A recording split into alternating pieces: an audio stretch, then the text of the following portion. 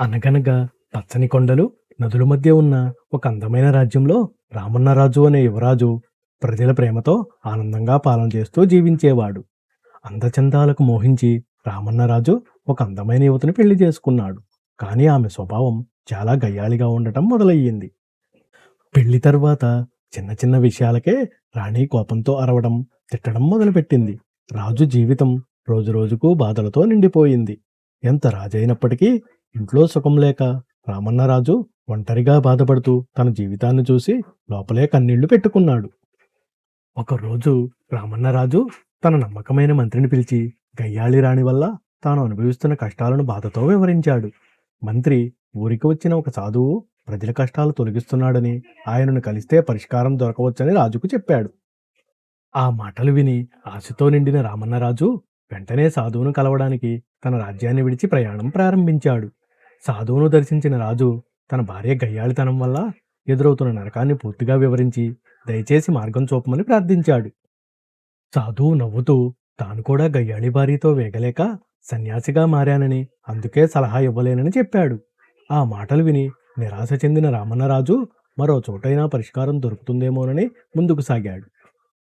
పొరుగు రాజ్యంలో ఉన్న ప్రసిద్ధ నిత్యానంద స్వామిని కలిసి మరోసారి తన జీవిత బాధలను వినిపించాడు. నిత్యానంద స్వామి తాను పేదవాడనని, పెళ్లి కాలేదని, సంసారం తెలియదని చెప్పి సలహా ఇవ్వలేనని అన్నాడు. మళ్లీ నిరాశతో నిండిన రామన్నరాజు అక్కడి నుండి నడుచుకుంటూ ఒక పాడుబడిన రాజ్యం దగ్గరకు చేరుకున్నాడు. ఆ పాడుబడిన రాజ్యం దగ్గర కూర్చొని తన జీవితమేంటి ఇలా మారిందని లోతైన ఆలోచనలో మునిగిపోయాడు. అంతలో ఎవరో వెనుక నుండి వచ్చి రామన్నరాజు భుజం మీద చెయ్యి వేసి మెల్లగా మాట్లాడటం మొదలుపెట్టారు. ఆ వ్యక్తి తనను చంద్రరాజు అని పరిచయం చేసుకుని రామన్నరాజు బాధ ఏమిటో అడగడంతో రామన్న చాలా ఆశ్చర్యపోయాడు. రామన్నరాజు తన గయ్యాళి భార్య వల్ల ఎదురైన కష్టాలను చంద్రరాజుకు వివరంగా చెప్పాడు. ఆ మాటలు విన్న చంద్రరాజు భయంతో ఉనికిపోయి తన జీవిత కథను చెప్పడం మొదలుపెట్టాడు.